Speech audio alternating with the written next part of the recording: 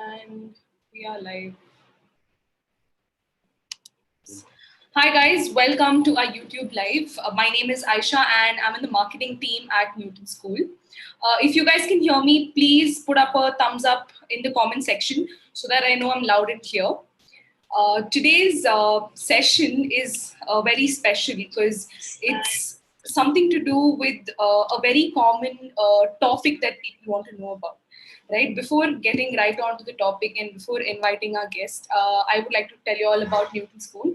For those of you who don't know who we are and what we do, we are a growing edtech startup that teach full stack development to aspiring software developers or someone looking to upskill themselves in the course of 5 months. And what's special about us is that you only pay us once you get placed. So what that means is you do not have to pay us any upfront fees, and you only pay us once you get placed, right? Today we have Arjun. Arjun is the co-founder and CTO at Tapchief. So I will let him introduce himself and what Tapchief does. So over to you, Arjun. Hey guys, thanks for taking your time out and coming to this webinar. And again, thanks to both Aisha and Arjun Newton is School the for co-founder hosting it. and So basically, once I graduated college, I was working in the company called Hashlearn. Then immediately sort of went to Tapchief, and our platform right now is basically about connecting individuals who have a certain amount of expertise to companies who need them in various different forms. But the basic idea of what we try to do is this on a contract basis, right? So. Like Aisha mentioned, wanted to really talk about this topic that wherein I've seen a lot of people make these kind of mistakes. I myself have made them, and been seeing a lot of people when I'm doing these interviews. I'm kind of realizing a lot of things when that how the perception is different from a person who's trying to hire and the person who's basically applying for a job. And I thought I'll bring it out today. So shall we start, Aisha? Yes, let's start. Before starting, I would like to let you guys know that in case you'll have any questions related to the session, please drop it in the comment section. We might address them between the session and towards the end of the session. And guys, let's make sure to not use any foul language because that's happened before, and let's try to avoid that as much as possible. So yeah, Arjun, I think we can start now. Okay, all right. So I'll start off me by sharing my screen. Give me a second. So, uh, yeah, hoping all of you guys can see the screen. Yes. So yeah, so this is basically about a summary of 5 mistakes new developers make. There are a lot of mistakes, but these are just about like the 5 most important mistakes in my opinion. So and yeah, and one of the core thought process behind is that I see a lot of people making a mistake much more than once, right? So this saying that make a mistake once and it becomes a lesson, make the mistake twice and it becomes a choice. This is something I believe in, and throughout the document I try to refer to sort of reasonings as to why people make that misjudgment or make that choice, so that we can be aware and take correctional action. All right. So just before we begin, I wanted to put across a few things. So basically, a lot of the conclusions that I'm talking about here are drawn from conversations with folks involved in startups in India somehow or the other, right? It's someone applying to a startup, or someone who helps recruit at a startup, or someone who's recruiting at a startup. And in very few places, I've done comparisons with MNCs, which largely come from my interactions with the employees in these MNCs. So like I mentioned at the start, we've all made mistakes. This is something that I hope everybody can learn from, like how I have learned from the people who've been kind to me. And like I said, and I've tried to mention why people do this, but explaining that entire why it would not be possible here given the time. So I've given you guys a link on where I got the reference from, and I've mentioned the basic or at least the headings that you can find in that link. Um, so yeah, so these are the 5 mistakes, right? So let's get on to the first one quickly. So the first mistake is basically I've seen a lot of people make is that They people have an incorrect understanding of what the role of them as an employee and an employer are in the job market. So this job market equation, a lot of people take it incorrectly, and in this market, basically, want to talk about some of the sort of misunderstandings. So one thought process that I've seen a lot of people have is that people get paid well for coding software or something like that in comparison to other fields. I've seen it with my friends. I'll also learn coding, do the same things my friend did, and get money. So for n number of reasons, you might want money, and and getting money is in itself not at all a bad aim. So but however, just because it worked out for your friends does not mean that it will work out for you. You need to understand why it worked out for your friends and see whether that applies to you. And it might be that you're not looking at people for whom it has not worked out, and you're looking at only people for whom it has worked out. So there is both that logical fallacy and sort of sampling bias. And the second one is basically that I will keep making money like that, once I get into a job. This, the first one is before getting into a job, and sometimes while switching a job. But the second one is I will keep making money like that because I'm see my friends also getting the salary for long periods of time. So this is again a very few people, in my opinion, kind of are able to maintain a really high consistent salary for really long periods of time.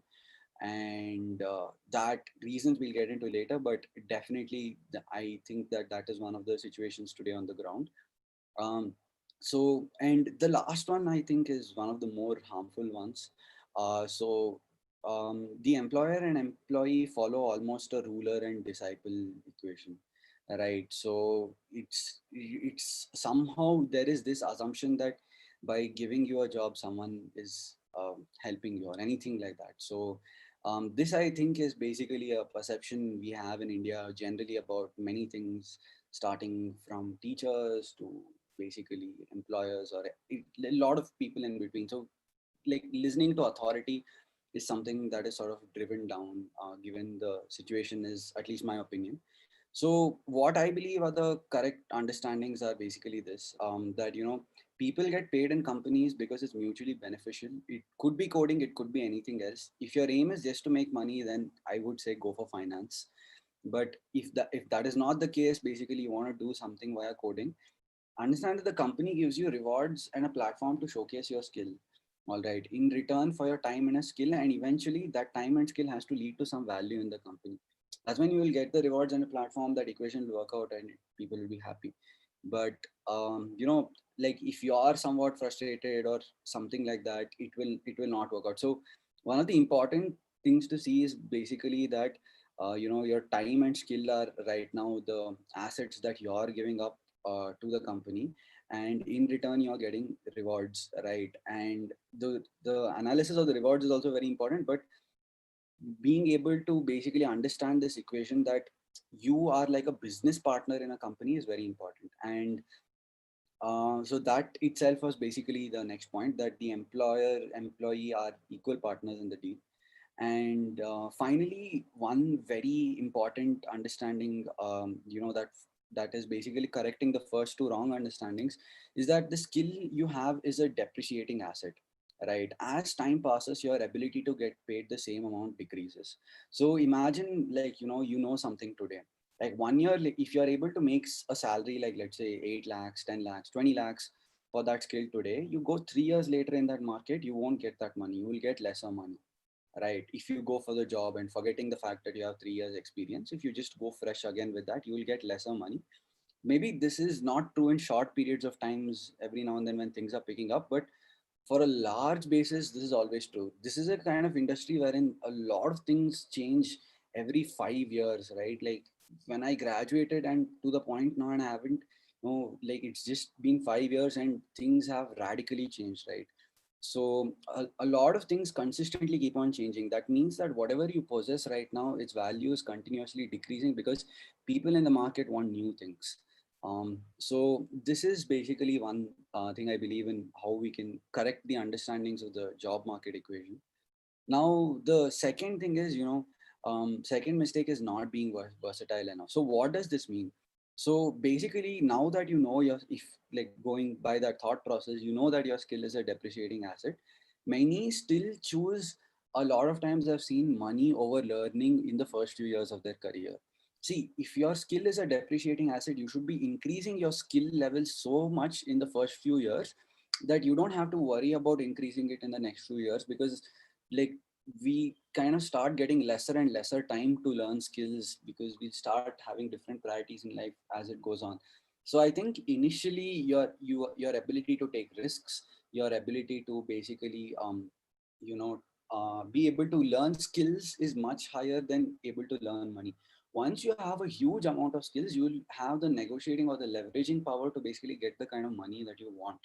But just because someone is giving money at you does not mean that you should take that career, because that is not going to be constant. I remember in the late 90s and the early 2000s, uh, when Infosys was a something that everyone were considered as a dream company.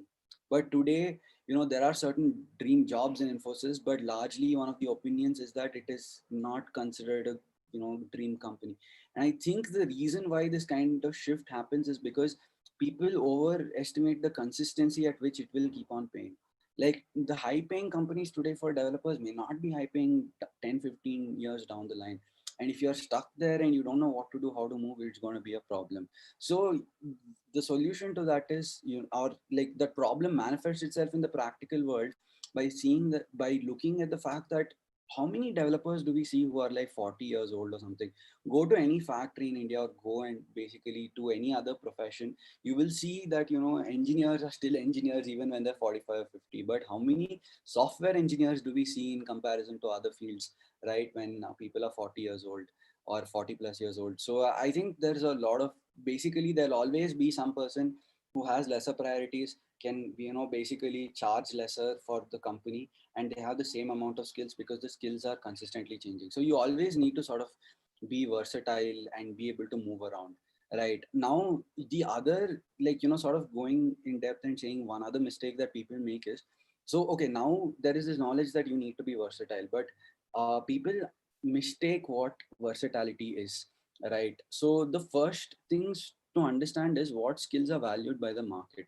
See, I have sometimes seen people like choose stuff like React over Angular or Angular over React or JavaScript over Python, because this is what the tech community is supporting, right? So, but what you're looking for is to provide value in the market and get rewards in return.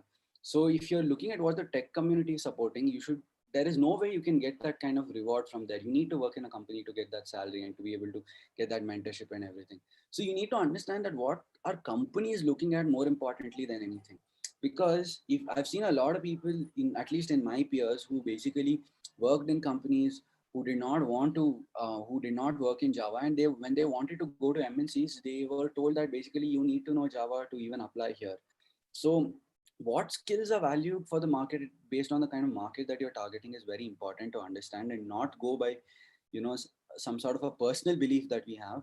Now the second thing is, okay, now if there is an understanding of what the skills are, you found a job on where you can get that skills or whatever, you should look for basically how can you learn these skills the quickest way. So the quickest way in my opinion is to have a mentor, and you'll typically find this mentor as your boss or as a colleague, senior colleague in the same team. So but the idea is to be basically able to at least find the mentor and optimize for that, at least in the initial parts of your career, optimize for the learning and finding the mentor. So because this is generally the easiest way that you can sort of proceed. And the last thing is very, very critical to understand in my opinion, is that when you're there, you need to understand your role in comparison to a person who could be in sales or marketing or operations, customer success, UX, product design, anything. You should understand what is your role in conjunction with these guys. And the reason why you really would need to understand that is because the value you will be able to get out of the rewards that you will be able to ask are basically dependent on how you can perform to the business. And without understanding the other aspects of the business, it is almost impossible to understand why your value should be that much or asking for that kind of value. So reward, sorry. So basically this also helps you understand that it helps you realize when you should switch from tech to something else, right? If you constantly have an understanding, this also helps you realize that when should you do this. So there are a lot of people, like I think most examples of the people who are, like I told you, about 35 or 40 years in demographics, age demographics, they would typically not be in developer roles. They would either be in management roles, or they would be in very specialized developer roles like machine learning or something like that. So but you need to sort of understand that there are other aspects also other than tech, but which I can change my job into, like a product analyst or a product manager or n number of jobs, right? So this kind of helps you understand that. And I don't know why we would have to go with the assumption that for the rest of your life you will have to do tech jobs when but however, when you're starting out with tech, right? So this is what I think versatility means, and what what are the implications of not having it. So the third, moving on now to the third mistake. So I think this is something that can be easily overcome, and it is a very, sort of, I've seen, I don't think very few people I have interacted with sort of follow this, but it's very simple. Even after knowing it's an equal partnership between the employee and the company, some folks don't do enough research before joining. So research is in a lot of ways, right? Before walking into the interview, you should, like, judge the company online itself, like whether you want to work there. Like if you're not sure, you still need answers to some questions.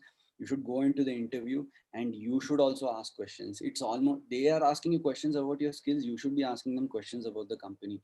If they're asking you questions for 1 hour, and you also ask them questions for 1 hour, trust me, they will love you. Like in most people who have interacted with anybody who can question like what you're doing for 1 hour and continuously have a conversation with you, like a lot of people would just say hire that person. Again, this is never happened in an MNC, talking about startups again.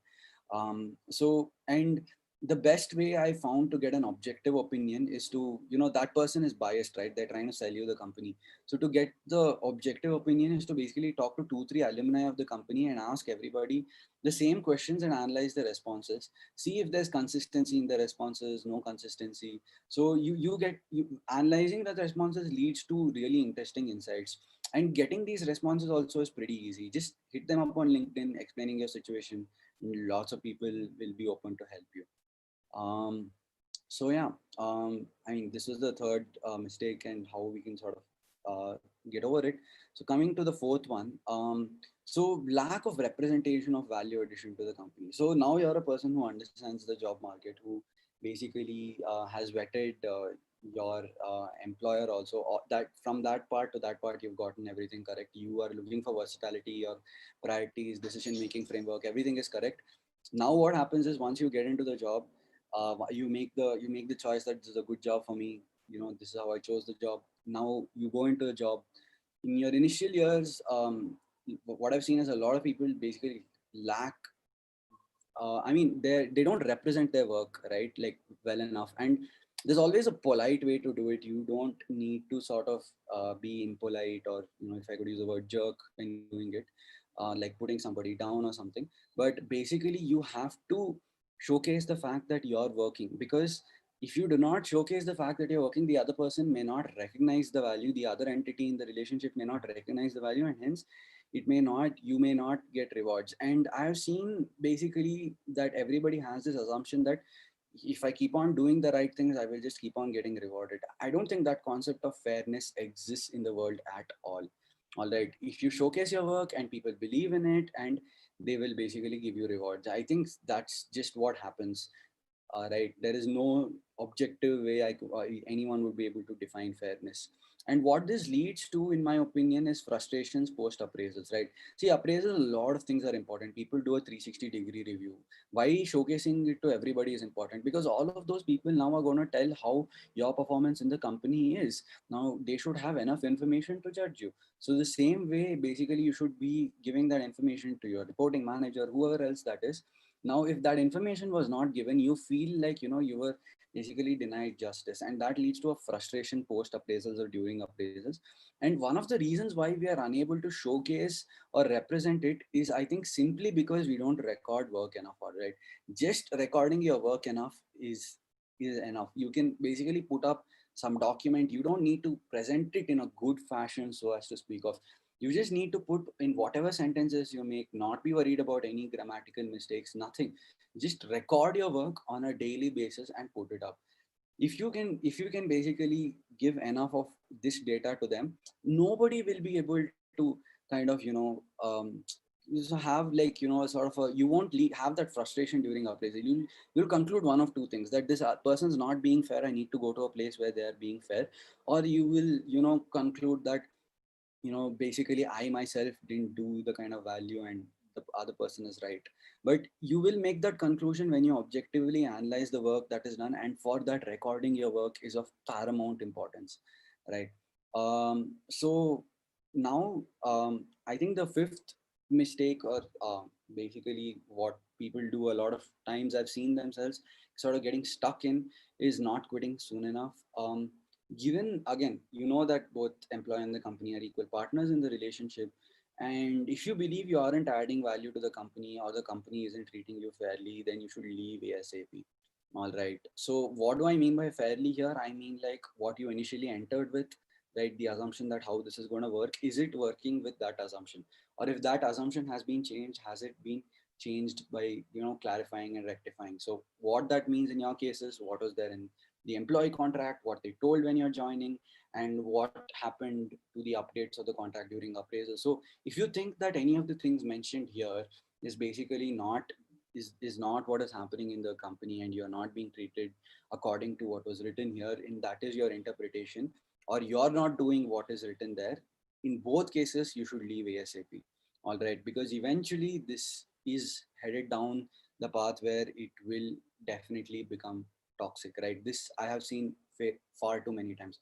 So one is like, let's say, staying back in such situations. I've put in brackets why I think people do it, but it will just lead to eventually resentment. All right, and people become unprofessional, and I've seen fights break out, not physical fights or whatever, but basically I've seen that a lot of people kind of leave on really bad terms. So what happens then is that you will lose both the job and the trust you have in the system as well. That means that some other day when someone is basically asking, can I talk to your previous employer for referrals, because a lot of people, a lot of startups basically rely on referrals, right? So your previous employer will be asked an opinion of you in for your future employment opportunities. So you basically lose that trust as well. So you've incentivized them now to like basically kind of tell the other person that don't hire the person in question, right? So your previous company will tell a potential company that don't hire you. So, and the reason why that will happen is because if they say hire you and you go there and you behave unprofessional there, the person who said hire you, their referral value will decrease, or their trust will decrease, and they would not want to do that in general. It's a very important thing to have trust in the system, right? Just going into other things, like do not do stuff like basically not show up on the first day of the job and write an email and tell that, okay, I'm not joining, or do it 1 or 2 days before. Be open with everybody, tell them I have these offers and this is what I'm thinking, and they will understand. And if they don't understand, well, that's their problem, not your problem, and you should just move on, right? But being professional is has a lot of value, and I think not quitting soon enough will make you 100% unprofessional. And it is a very hard decision to quit, right? I've seen a lot of people kind of like ponder over so many times before making the decision to quit. But staying on always means something worse, in my opinion. So that is basically it, guys. So this is what I had in mind for the sort of 5 mistakes new developers make, and I hope I've been helpful and I've passed on the advice that people have given me. Yeah. So that's about it, guys. Thank you. So, should we? I think we can take questions now. We have Yeah. questions in the comment section. Okay. Um. Yeah, So yeah. I'll pick them out for you, Arjun. Yeah. Sure. Sure. Yeah, so the first question is from Surendra Kumar. He asks us, I've been working for a month in a company and then I found some great opportunity in another company. Is it fine to opt for the other one? What do you think? So basically, here you entered into a contract when you joined the first company, right? And so you're a business partner, you entered into a contract with them, and you're saying that I will violate that contract for a better opportunity. Now, like if you discuss it with your potential, with your current employer, and they're fine with it, right, then I think you should go and do it. But if you're even afraid of bringing up the discussion, right, if that is the concern that you have, then I think that you should not make the switch, right? Without having that discussion, if you just switch, you will lose the trust in you have in the system in general, and that trust will someday come back and haunt you. And I have seen this happen enough number of times to tell you that I'm pretty sure that it will happen at some point of time or the other. Just be ensure that whenever you're leaving the company, at least it's because you felt in your own interpretation that the company didn't live up to what you were doing, or you didn't live up to what you said you will do. For any other reason, if you're leaving because you found a better opportunity, then you should definitely discuss it with the people in the company, and you should get their go ahead before going. Otherwise it will come back. Yeah.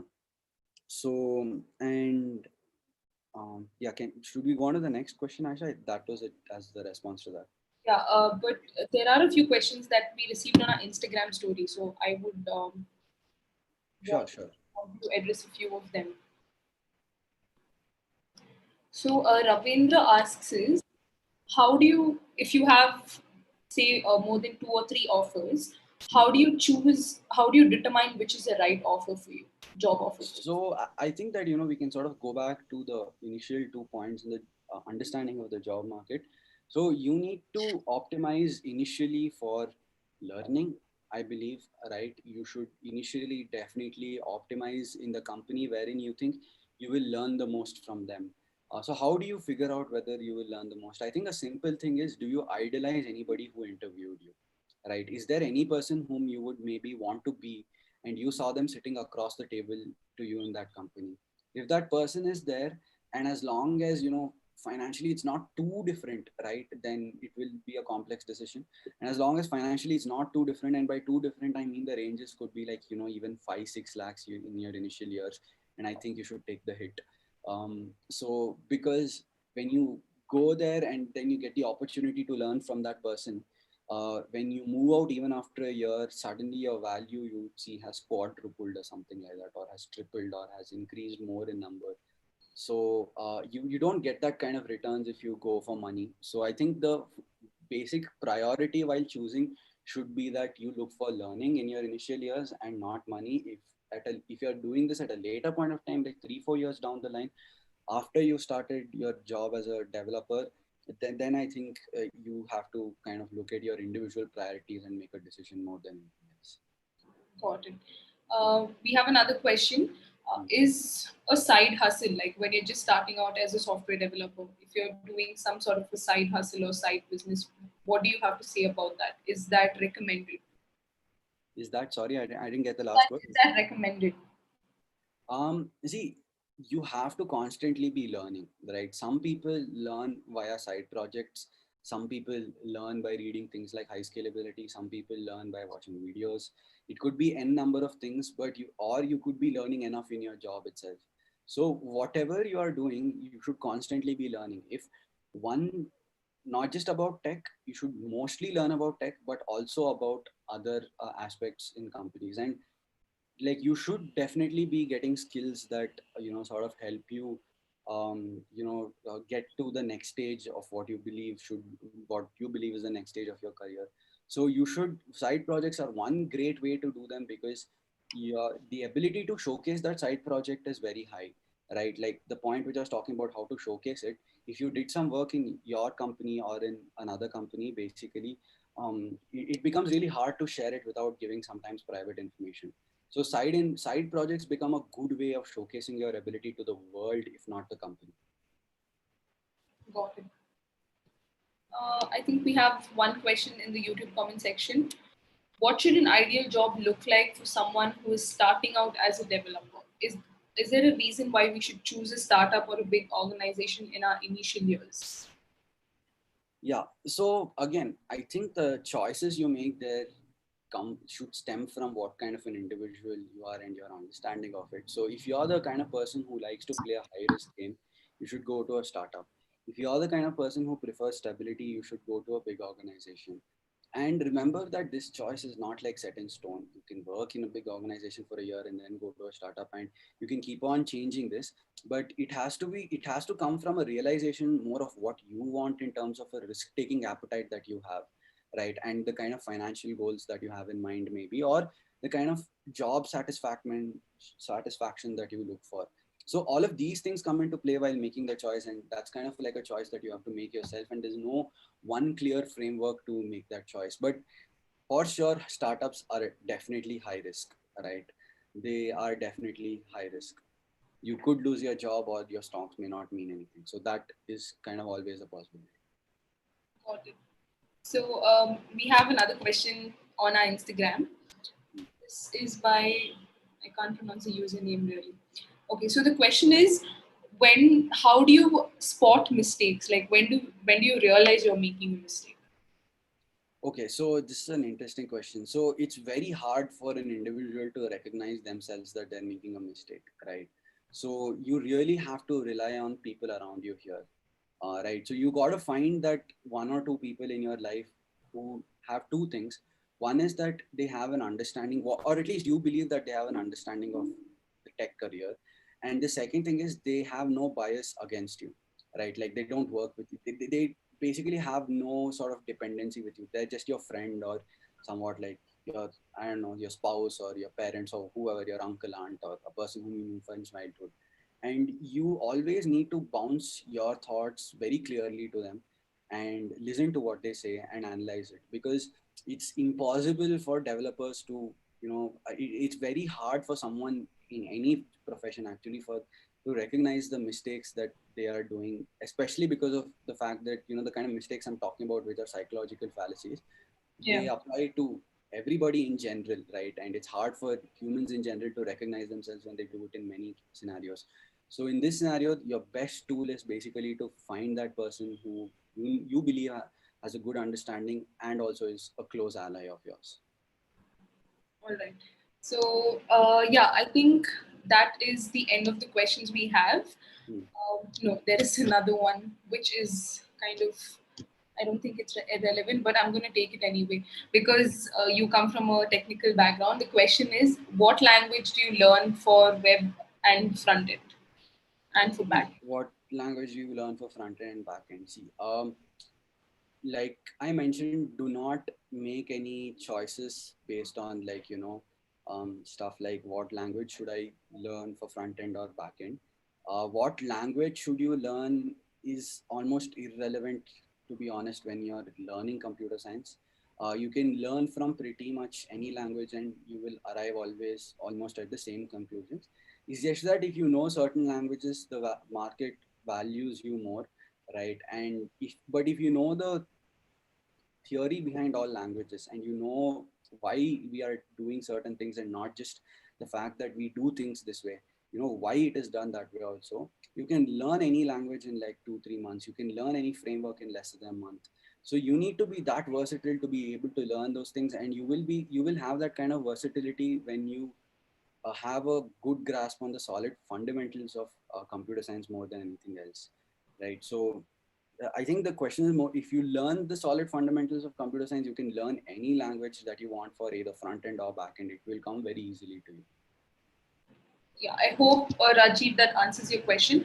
I think we'll take one last question and end the session after that. The question is from Rashi. What type of questions should be asked to the interviewer if given the opportunity to ask questions? Okay, so this is a good question. So here your intent is to, kind of understand what, whether you will be able to get two things, whether judge two things mainly, I think, about the company. One is the company fair? And I think the second is basically, whether you'll be able to learn things from the people there. So coming to the first one, I feel like if you start having a discussion about appraisals in the last conversation, like ask the company, how do appraisals go in your company? Do you have a set process, right? How does a day in the job of a developer in your company look like?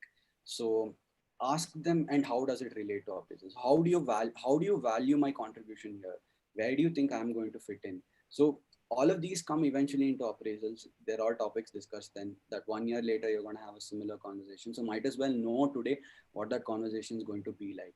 So ask them that question about appraisals. People who back off, don't tell you about it and tell you or think that you're being too cocky to ask that question, it's best not to join there. All right. And the second thing is like, I mean, at least that kind of gives you an idea of the fairness of the company, because it really comes out, right? Like you can go into depth here. I'm not going into depth here. Like if you see that you can ask many questions on appraisals, and as in when you keep on asking questions, you start realizing that, oh, these guys, are they treating everyone in a fair manner? It becomes very clear. All right. And the second thing is basically, will I learn from someone there? That is really hard to judge by asking questions. To be honest, you have to rely on certain social proof, like your conversations, and kind of like what their profile you've seen on LinkedIn, whatever online information. But if there was something I would try and do, I would basically try and question them on, again, like, to be very honest, on tech careers. If they don't share the amount of understanding that you do about your own career or about tech careers in general, then there is no way you can learn from that person, right? So I think, one, you can start off with this topic, but it's really hard to judge, in my opinion, with just a few questions. At least the second one. But first one you can definitely ask, and I think you'll get a very clear answer most of the times. Yeah, that answers Rashi's question. So yeah, we are winding up the session now. This was a short and sweet session, and I think apart from software developers, even others in different career fields, all these mistakes and how to avoid them even applies to that. Even I got to learn a lot. So thank you so much, Arjun, for taking time out of your busy schedule. And just in case anybody has a few more questions, I'll take them and pass them on to Arjun, and we'll be back with your answers. Arjun, do Yeah. you have to say anything else? No, I that's about it. Thanks again, Aisha, and to Newton School for hosting this and sort of giving the opportunity to spread it across. This has been something on my mind that, kind of I've always been discussing with a lot of people, my friends. And when I think I got the call, I was like, yeah, sure, let's do it. And it's definitely been very helpful for me to pen it down and like kind of put it onto a presentation. It's helped me get more clarity into my own thought. To kind of analyze your own thoughts as well, Yeah. right? You put them down. Awesome. Thank you so much, Arjun. Okay. Nice talking to you guys. Chalo. Same. Thank you guys. Yeah. Bye.